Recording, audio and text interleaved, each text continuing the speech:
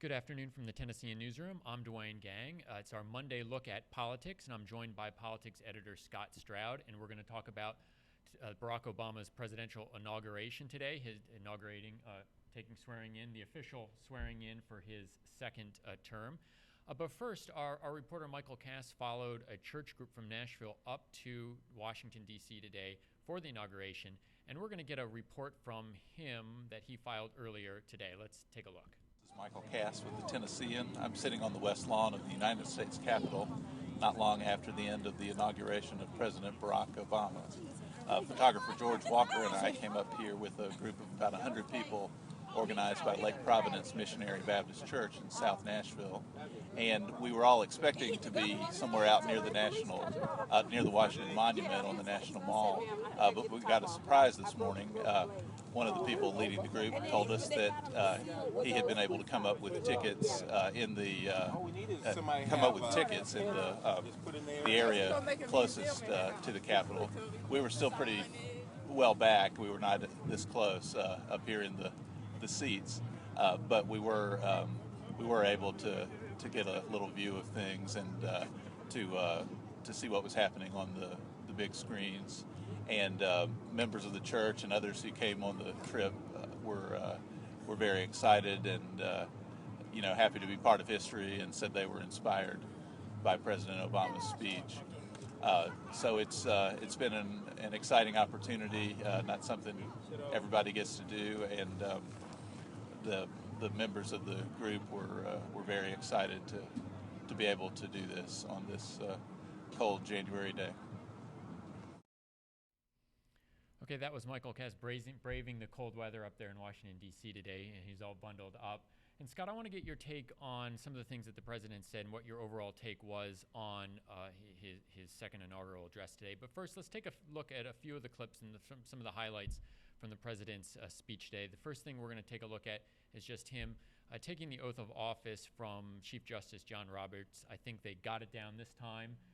And of course, they officially swore him in yesterday, and he did use prepared remarks this time around. But let's take a look. Please raise your right hand and repeat after me. I, Barack Hussein Obama, do solemnly swear. I, Barack Hussein Obama, do solemnly swear. That I will faithfully execute. That I will faithfully execute. The office of President of the United States. The office of President of the United States. And will, to the best of my ability. And will, to the best of my ability. Preserve, protect, and defend. Preserve, protect, and defend. The Constitution of the United States. The Constitution of the United States. So help you God. So help me God. Congratulations, Mr. President. Well done. The next clip we're going to take a look at is some of the things two clips we're going to take a look at, a couple of things that the president said about his oath and his oath of office and what that means to him going into this second term. So we're going to play just a couple more clips from what he had to say today. My fellow Americans, the oath I have sworn before you today, like the one recited by others who serve in this Capitol, was an oath to God and country, not party or faction. And we must faithfully execute that pledge during the duration of our service. But the words I spoke today are not so different from the oath that is taken each time a soldier signs up for duty, or an immigrant realizes her dream. My oath is not so different from the pledge we all make to the flag that waves above and that fills our hearts with pride. For now, decisions are upon us, and we cannot afford delay. We cannot mistake absolutism for principle, or substitute spectacle for politics, or treat name-calling as reasoned debate. We must act. We must act knowing that our work will be imperfect. We must act knowing that today's victories will be only partial, and that it will be up to those who stand here in 4 years, and 40 years, and 400 years hence to advance the timeless spirit once conferred to us in a spare Philadelphia hall. And the final clip we're going to watch is, of course, he also weighed in on some of the news of the day, some of the controversial topics of the day. He weighed in on the Newtown shooting, but also weighed in on gay rights issues. Let's take a look at what he had to say on those two subjects today. It is now our generation's task to carry on what those pioneers began. For our journey is not complete until our wives, our mothers, and daughters can earn a living equal to their efforts.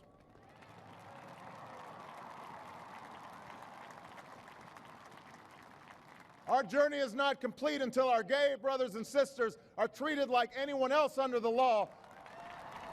For if we are truly created equal, then surely the love we commit to one another must be equal as well. Our journey is not complete until no citizen is forced to wait for hours to exercise the right to vote.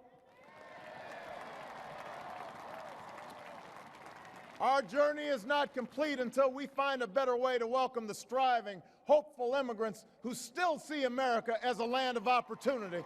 Until bright young students and engineers are enlisted in our workforce rather than expelled from our country. So we heard what the president had to say. Scott, you watched it this morning. What is your overall take? I mean, what kind of struck you some of the most about his second inaugural address? Well, I think it's more interesting than most inaugural addresses, partly because it was more political than most. Inaugural addresses are usually reserved for lofty language and, kind of the poetry of the words. And Obama is good at that. He's always been a great speech maker, but he was laying down some markers on Social Security and Medicare and Medicaid, on climate change. He hasn't really talked about climate change that much in the transition, but he's sending a pretty loud signal that that's going to be on the table. And of course, we've been talking about guns since the Newtown slaughter, and he's sending a pretty loud signal there. The lofty language was there, but couched in it were some markers and messages to the Congress that these are things we're going to be talking about, and some things aren't up for discussion. Do you think that he had to do that? I mean, this is his second term. I mean, think of a lot of people are expecting him, had really high hopes for him his first term, maybe were a little disappointed they didn't get everything done that they wanted him to. What about a second term? Does he need to do this to kind of show, hey, I'm going to take some action this time, or be real forceful in the type of action that I'm going to take? I think so. I think he's learned some lessons from the first term, and I think he realizes that getting things done, especially in a divided Congress, is a whole lot harder than he expected it to be. We've just been through the whole thing over the fiscal cliff, and there's more to come with the debt ceiling lying ahead, the sequestration. All they did was defer it. So he's got big fights ahead. So he can't really just do the pure hope and change and lofty language. He has to say, here are some of the things that I'm going to stand on, and we need to do together and try and bring the American public along with him. I think, he's got the wind at his back a little bit coming out of the election. And we'll see what kind of mandate he has, but he's trying to declare a mandate in what he's saying today. Today's events were on Martin Luther King Jr. Day, the great civil rights icon. You're leading out in taking charge with a project here at the Tennessean, where we're going to be looking at the civil rights movement in Tennessee.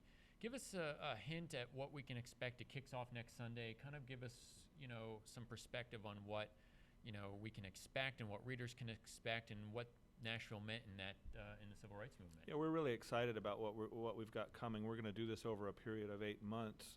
Nashville was really sort of the epicenter of the civil rights movement in some ways. It was the first place that the sit-in movement succeeded, and some of the key leaders in the student movement in civil rights came out of Nashville, out of American Baptist. That's John Lewis and Diane Nash, and we're going to look at some of those folks. And one thing we're especially excited about, we're going to do some new things on digital technology with video, with historic archives. The Tennessean is a treasure trove of archives from that era, and we just feel like now it's the 50th anniversary of the March on Washington this year, and we're going to give that the attention it deserves. Okay, great. And that of course kicks off this next Sunday, correct? That's right. Right. So readers can find that on Tennessean.com or pick up a copy of the paper next Sunday. to take a look at that special civil rights coverage as we embark on that project over the course of the next 8 months. And of course, join us back here next Monday for another look at politics in Tennessee. Thanks for watching.